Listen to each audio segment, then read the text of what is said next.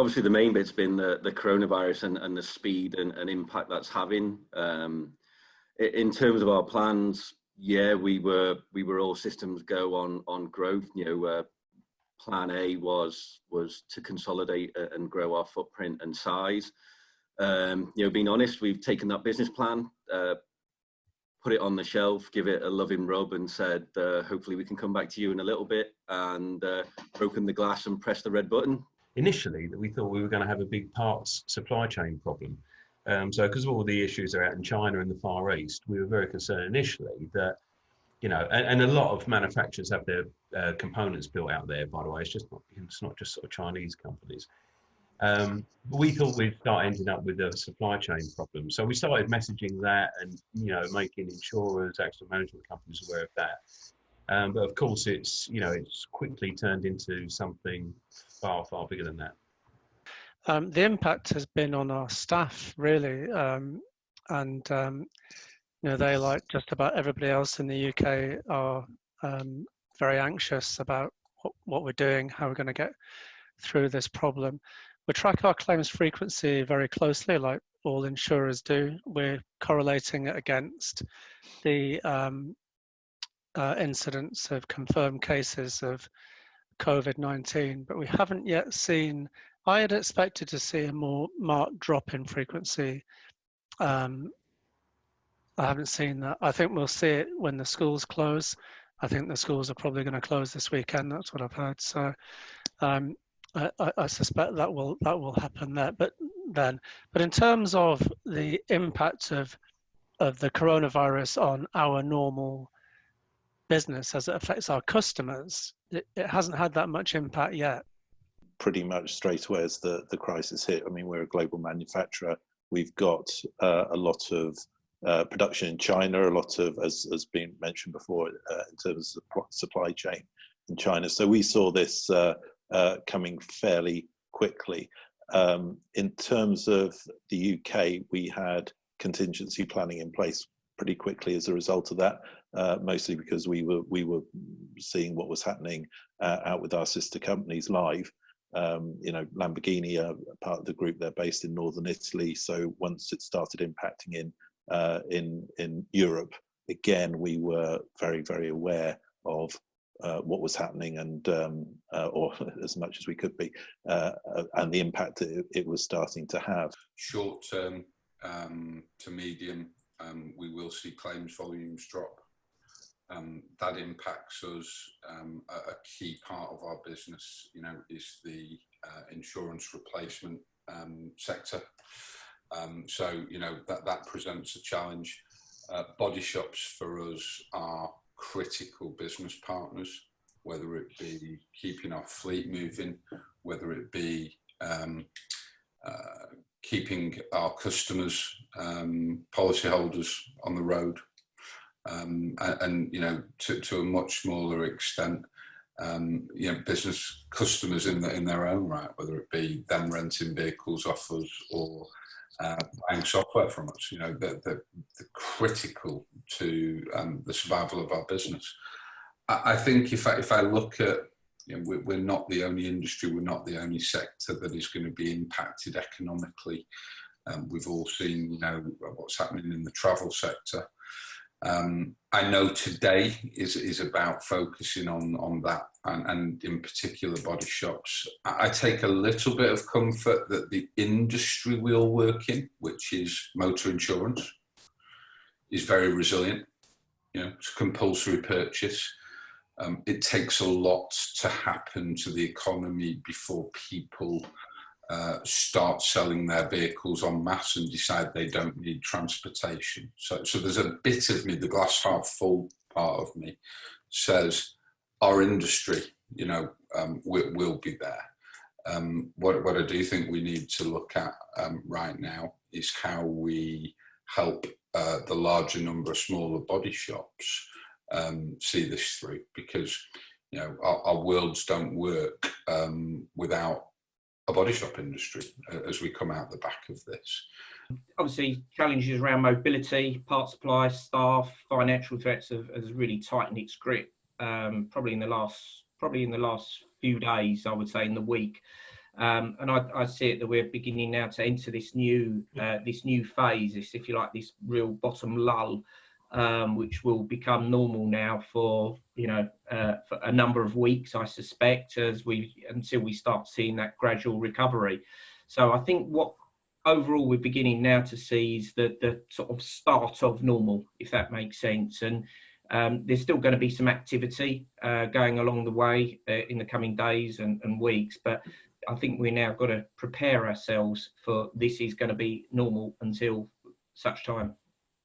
This week we've seen a dramatic drop off, so we're now looking at, from our perspective, claims volumes are down about 70% for lots of reasons. Many businesses have already closed, therefore, and people are working from home, so less miles driven, less accidents. And we're also seeing, exactly as Michael said, really, that shops that are open, they're opening limited hours, limited numbers of shops amongst groups, and the parts supply now is really starting to bite.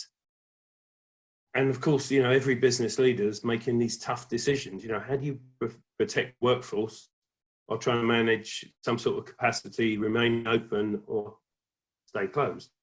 And of course, all of this is really difficult because there's a lack of connected communication between all of the players in the industry.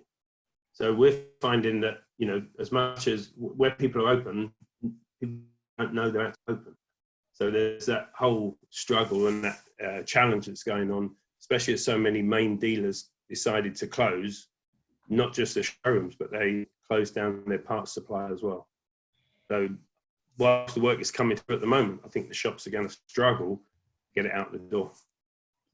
Yeah, I think that's a little bit more difficult to predict, Mark, but I think we definitely see that the long-term impacts, definitely going through, kind of bleeding over into next year for sure.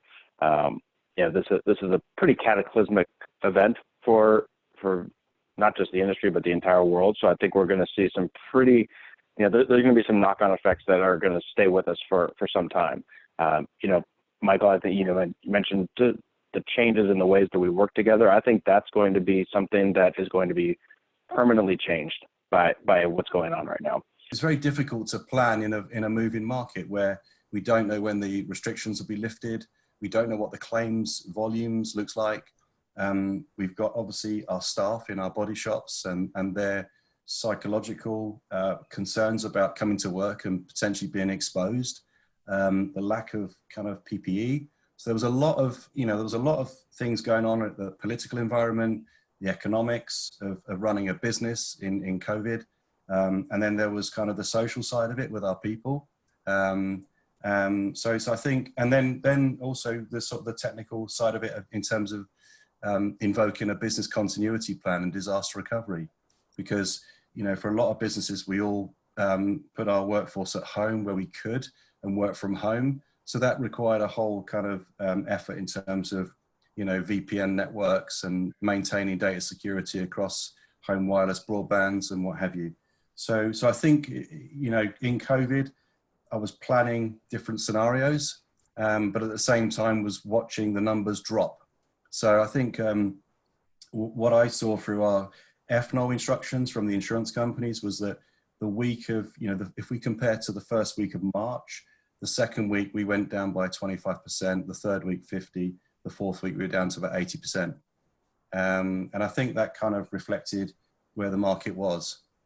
I think helping body shops step back and have a good look at their own business and understanding where they are has also been an important point recently over the last week. A bit like Ian said, body shops have had quite a bit of work in progress from sort of pre-COVID and the backlog of stuff, and a lot of them have felt quite bullish about their performance and how much work they've got in the shop.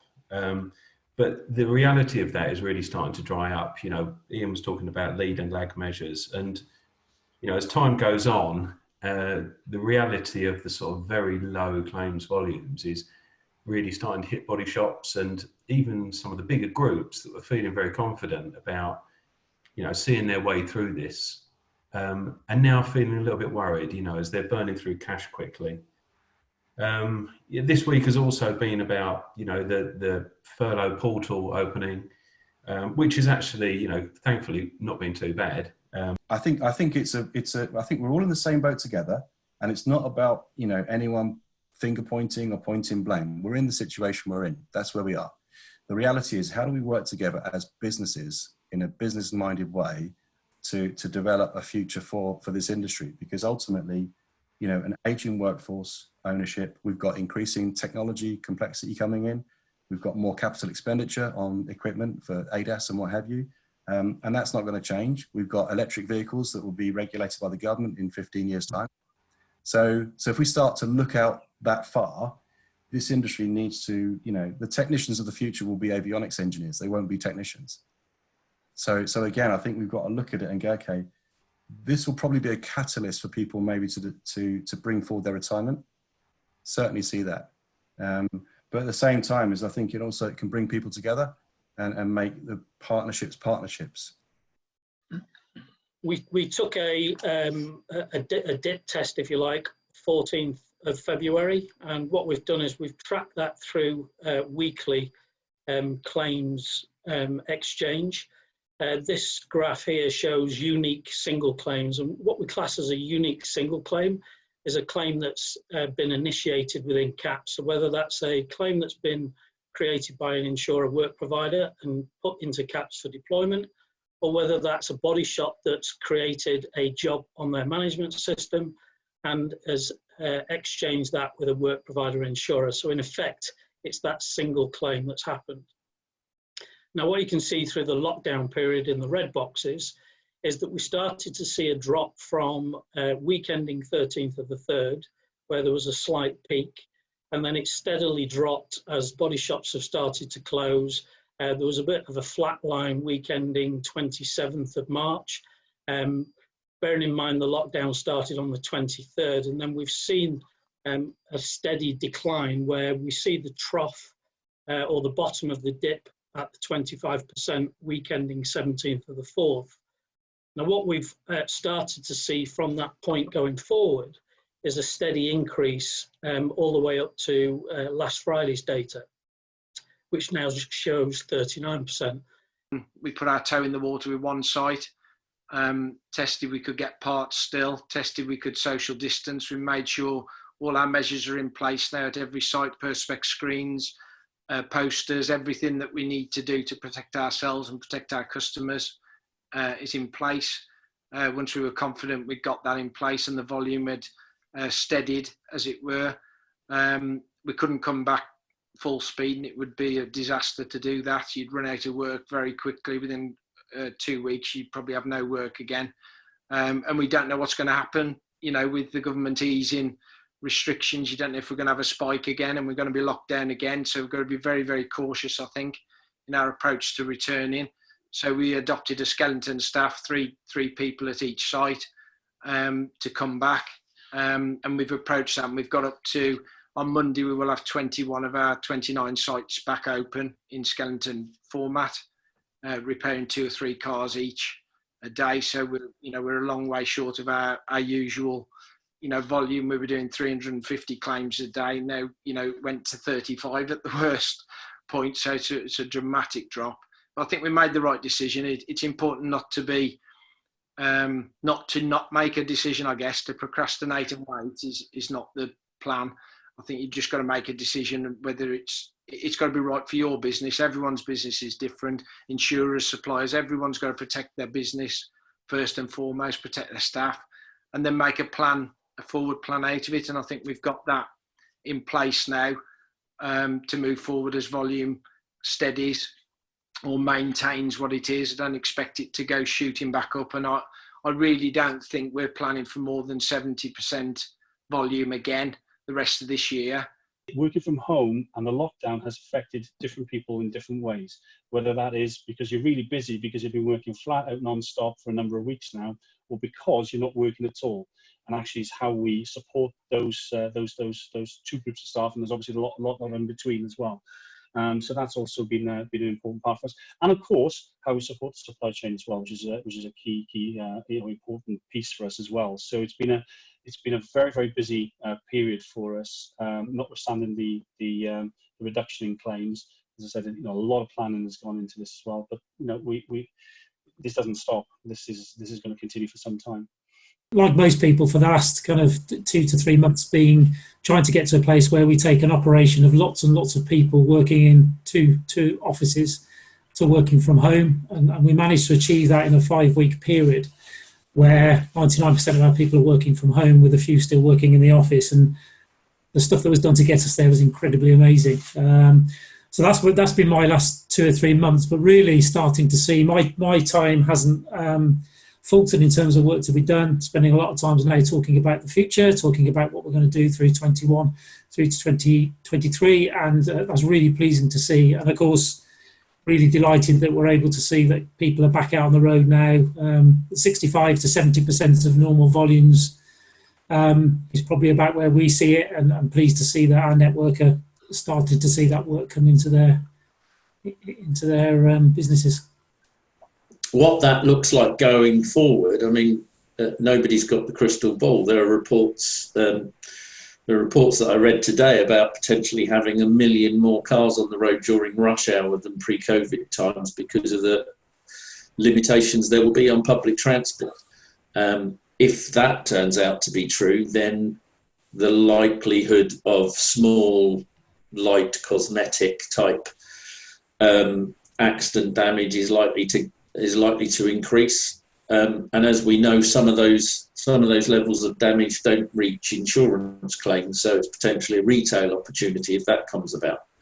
But I'm really, like everybody else, I haven't got a crystal ball. We haven't got a historic moment in time to go back to and look at data and say, based on that, that's what the future data is going to look like. We did have a little blip about 10 days ago when, unfortunately, a local body shop went into receivership, and we had to pick up some of their work, which was very unfortunate, and it gave us a momentary blip. But we took the stance that we believe we still need to be very cautious about this recovery. We need to ensure we are maximising furlough arrangements while they're there. We don't want to over-anticipate the speed of this recovery, and certainly a second wave would be disastrous. At this moment in time, we're returning to about 65-70% of our previous volumes. So we are collecting more total losses. And we're also seeing more customers come and join us that want to use our digital sales platform, because they may previously have had a physical sales site. So we're definitely seeing a slight shift in the market there. So it's encouraging, I think, from our perspective, because we obviously benefit from the processing of the accident claims and return of value to the insurers. So we're sort of fairly optimistic about returning to normal. Probably thinking about across the next 6 months, we'll return to sort of 100% of where we were previously. So that's the sort of figures we're working on at the moment. I think what we've seen in Newcastle is a development of new ways of working, a real sort of increase in flexibility and agility within our teams and workforce here, and separation of some duties, some telephony and non-telephony, so that we were able for most of our colleagues to work from home. But I think what we found actually is our performance across the piece and our customer service levels have been able to be maintained at a very high level. Actually, the NPS for the COVID period increased over that period. So I think we've been able to hit our key mark of protecting those essential customer services and supporting Tesco customers when they have that hour of need in that sort of traumatic claim circumstance. I'd really like to see the collaboration and openness that we've seen over this period continue. So we had a couple of supply chain providers who were struggling, who needed some assistance, and who came and talked to us, and we had conversations and we worked together, and we found a way through it, and we came out the other side a lot closer and better for that engagement and discussion. And in years gone by, that conversation would probably have never happened. So I would certainly recognise that as something that I saw through this, and we encourage at all times in the supply chain, and I'd continue to encourage that. I think what we want are partnerships, not a top-down demand supply. Here's what we need supply it to, is hit these KPIs or else. I think what I want is partnership and collaboration, and that openness. Can we solve problems together? Certainly within the, I guess, the broader European piece, they are getting back to normal. Certainly Italy and Germany, they're getting back to what we would have considered more normality than what we are. So it's interesting in the sense that the impact of people's change of working environment, i.e. everybody, well, most people working from home, all of a sudden there's no more rush hours anymore, and that's having an impact on, on obviously incident rates and et cetera, et cetera. So these things are all playing a part, but we are seeing, as far as Europe's concerned, probably a speedier return to normal in certain parts of it. So when this hit, obviously we had to reforecast. We knew how long we could go without, without a flow of work coming through. I think, I don't know what everybody else was, but we were sort of predicting a 2-month massive disruption, and then easing back into it, which it has. Post lockdown, we did see an increase in work, so we hit June better than what we left off in March, so that was a positive sign. But we were dealing with a little bit of backlog from the fleet side of repairs. Yeah, and then I think from what I'm hearing from others that I'm speaking to, we followed the curve. We sort of had a bit of a lull after that, and now things have really ramped up again. So we sort of believe very much the process is key. So there are loads of lovely toys out there and lots of really good things you can get, and they're generally great tools, but without the process being right of how you repair that vehicle, it doesn't really matter what you've got.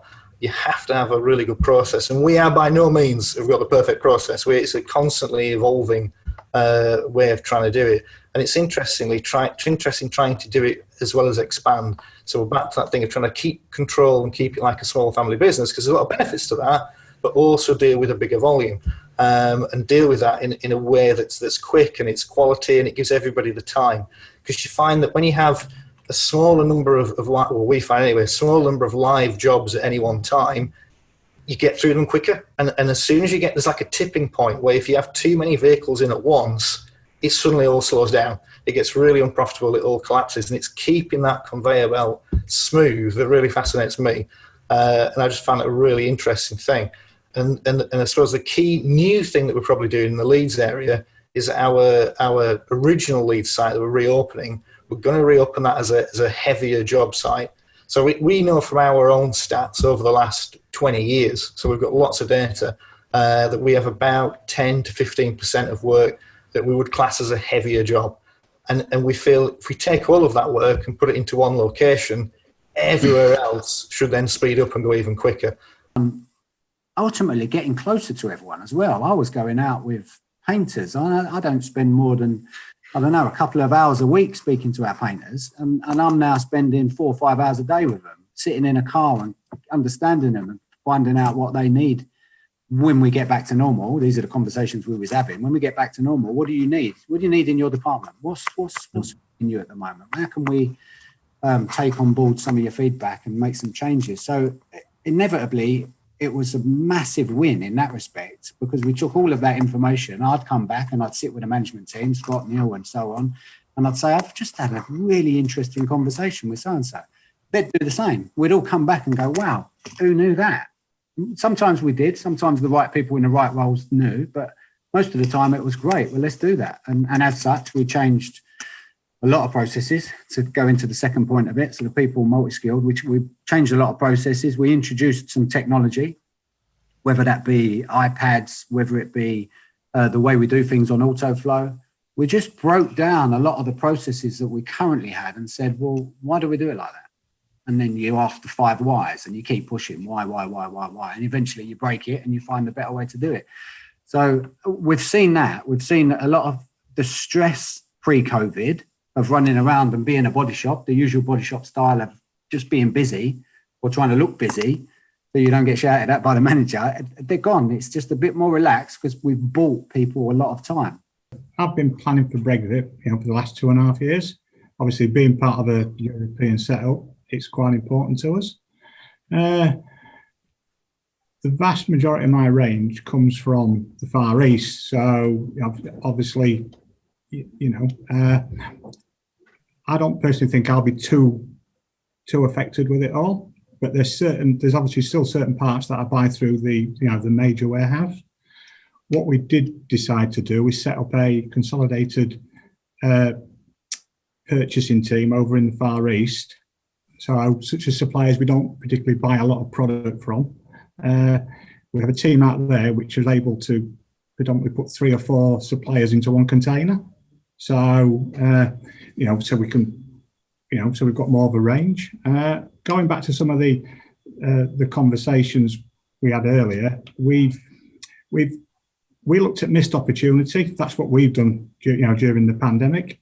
We looked at where we could improve things. What could we add to the range, and that's where my guys have been spending, most of the time. Obviously, until we've actually got a deal across the line, nobody knows. We don't know. We don't know. We don't know if there's going to be a tariff or not. In terms of the supply chain, there is no issues with the supply chain at the minute. All the factories in the Far East are producing parts. There's no delays. The only delays we have got are at the ports, and that's down to the virus. Whether there's going to be any customs issues going forward, nobody knows. If you go back to the early stages of the pandemic, when we were all focused on one thing, and it was quite simply survival. We went into a turbulent period when it was literally, are we going to be okay? Are we going to have the claims footfall to continue? We're now 8-9 months later into the experience, and it's just possible for me that we might lose sight of what we actually had back in April and May. We shared data, we shared insights in that time, and we all would have thought that was impossible in February. I think it's fair to say we all needed each other before COVID, but we tended to focus on what actually divided us, or what we disagreed about, rather than the common goal. We suddenly recognised that we were part of one ecosystem, and we all had to work together. And I think it's fair to say that we've done that exceptionally well. And I think when we look into the wider supply chain and how we interact with that, I think technology is leading everything there. So whether it's the systems and tools that we use, that we have at our own disposal, that we have in our own kind of family of brands, whether it's using the connections like the CAPS connectivity to make sure that all the right information is shared with the right people quickly and speedily. It all focuses back on, again, great customer journey and great journey for anybody who's part of that claim, whether that's a repairer, an insurer, whoever it might be. So again, back to that communication point. And I think that all then starts to come together more around the future of the car. We've got connected vehicles landing, on people's driveways now. The dawn of e-call and a-call is upon us. It's not something anyone could avoid or hope doesn't happen. And for us, connected vehicles are going to be more important to our fleet. Simple things like getting a fuel or a mileage reading from a vehicle, an accurate one without having to actually go and check it, and doing that instantly. And then working with OEMs and other parties in handling those emails and the e-notifications that come out of vehicles. So again, we've just done a partnership with BMW where we're providing services to those guys. It all starts to come together. So is it gradual? Yes. I just think it's going quicker than anyone expected it to. Over a 2-month period, the majority of 95% of our customers got back and paid their bills and were back on track. So we were very pleased about that. I think that's the biggest challenge coming forward. I have a suspicion that January to March is going to be a very difficult period for the body shop industry. I think as the VAT quarter and the rent quarter kicks in, then we will see some body shops in trouble, particularly those that haven't used the furlough sensibly. I think a lot of body shops have not used furlough, even in the flexi furlough, in a way that we would have anticipated, and they've gone back to work with full steam ahead. And I worry for those businesses, because I think with careful management, they probably could have used the furlough to support their business in the way that it was intended. And I've spoken to a number of different work providers who've had the same view that, you know, there should have been more thought about that around the industry and more discussion about how to use the furlough in the right way. Because if volume isn't there, then you don't need all the staff that you've got. I think that the end of the year was fairly quiet. I think a lot of people had backed up some holidays. So a lot of, certainly the senior execs at RSA were on holiday for that last week, which takes a little bit of pressure off. You don't get as many emails coming through. So I think generally speaking, people towards the end of the year were just very, very tired. I mean, 2020, the Dean's already called out and spoken eloquently. It's the toughest year that any of us are going to have to face, and hopefully 21 will be a wee bit easier. So I think towards the end of the year, we were just, you know, exhausted with the various changes. I was actually quite proud of how the industry reacted from a claims point of view. If you'd said to me this time last year, can you run a motor claims operation of 400 people with 90% working from home, I'd say no chance, it's never going to work. And it did. And you know, at RSA, we went from pretty much a standing start with people not having laptops to having them working from home, and managed with that within about 4 to 6 weeks of lockdown. And since then have pushed through and delivered some good results. Yes, helped a little bit by frequency. So frequency for us is around about 65%. But I think the industry did do really well in some very, very difficult circumstances. Yeah, if I just reflect on our numbers profile through 2020 and what's happened on 2021, so taking an assumed 100% volume pre-COVID and not factoring any new business at all, you know, that dropped down to 25% in April in lockdown 1, picked up over August, September, October to an average of about 68%, so really getting back to some decent levels. Lockdown 2 knocked that down again, 58%. And then December, a spike back up to 68%. And I think we were talking earlier, and the guys will share this, that first week of January, there wasn't much change from that December volume. Actually, it was relatively consistent. What we have seen over the last week is a drop off in that.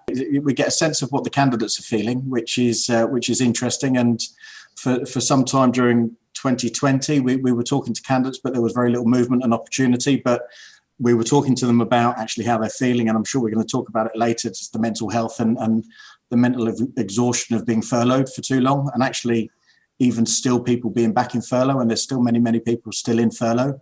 And yet when we kind of came out of that first lockdown, Steve and I were talking earlier, whether 3 lockdowns, but I suppose the first hard lockdown, body repair, interestingly, across all of our businesses was the one that was most confident and really came back with a spring in its step. And in fact, kind of late summer, it really had a bit of momentum, which was really encouraging. It's this current lockdown we're in seems to have taken the steam out of that a little bit, and I think there's kind of confidence a little bit is ebbing away because we need to get to the end of this current lockdown. But opportunity at the minute falls into 2 camps. There's certainly companies I would probably put in the category of groups that are starting to execute their strategies for 21 and 22, and they're quite buoyant in the market. They're definitely hiring. You know, takes a few minutes to look across LinkedIn and see these fabulous new body shops that are opening up around the country, and there's lots of them, which is actually really encouraging, I think. But then conversely, there's maybe smaller independents that clearly are struggling and actually really worried about growth and scaling at the minute. So if anything, they're kind of standing still. Well, can you imagine what the teenagers are missing out on? I honestly think it's dreadful for that age group. And then if you add to that they're looking at their future career, and you know, trying to get a career off the ground any time's not easy, because we've all been there.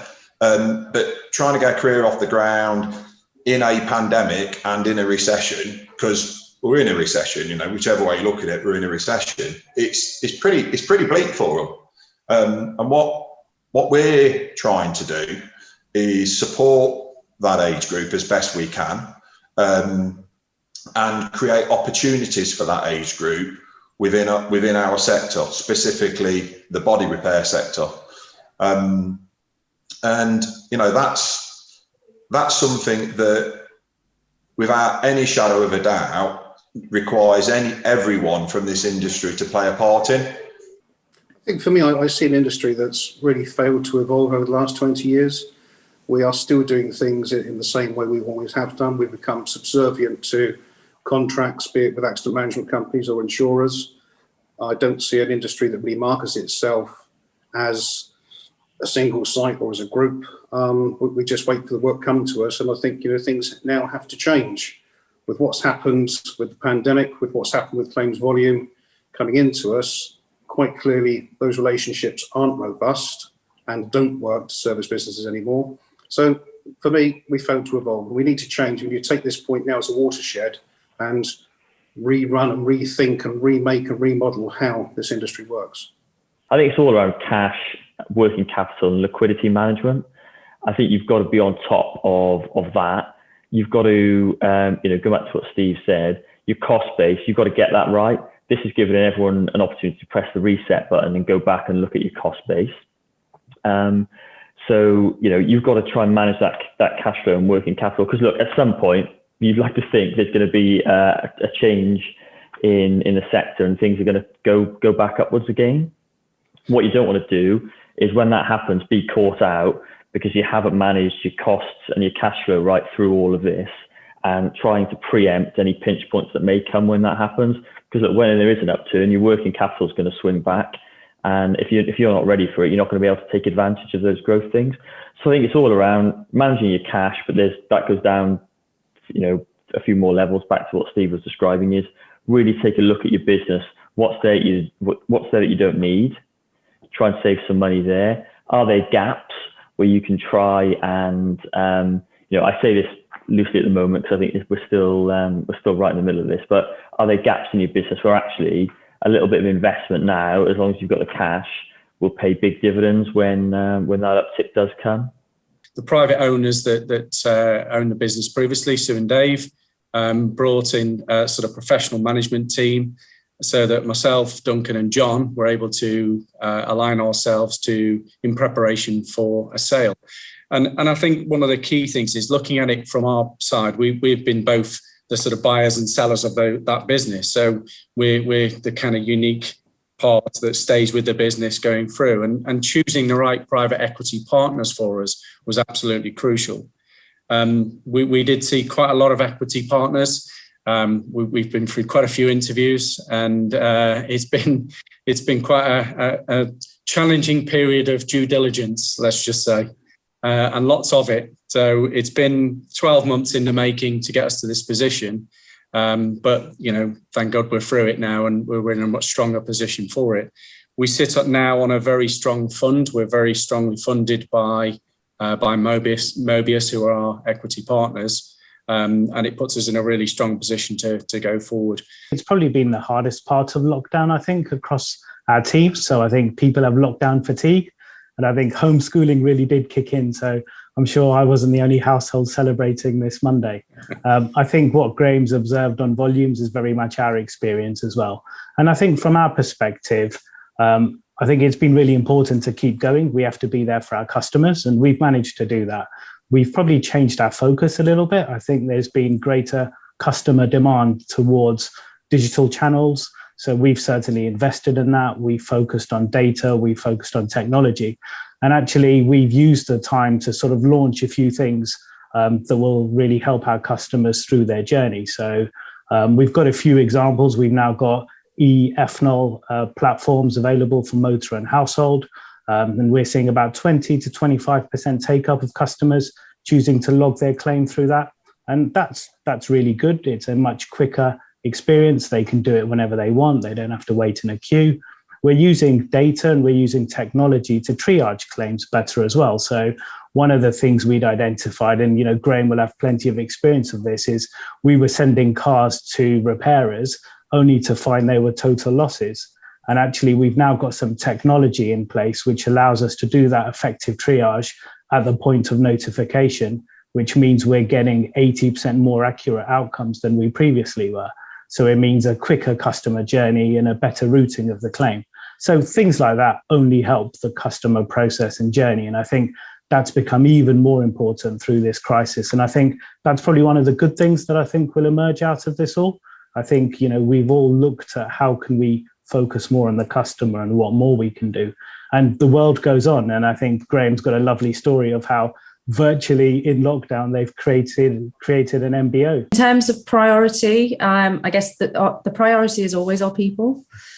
because if you invest and look after your people, the customer will benefit from that. So I think at the moment, obviously with everything going on with the pandemic, etc., welfare, so employee welfare, making sure that whether people are working or not working, that they're okay. There's, we're doing quite a big awareness around mental health at the moment, and ensuring that people know that there's support here if they need it. If we can't offer it internally, we'll look externally if people need some support with whatever is going on in their lives.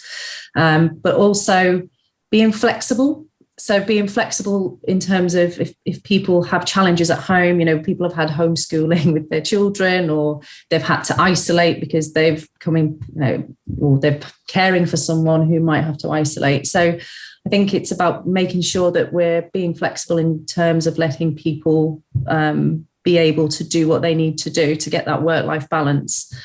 So oddly, we've got to know people a lot better over this period. We've got closer to them almost, even though we've been remote.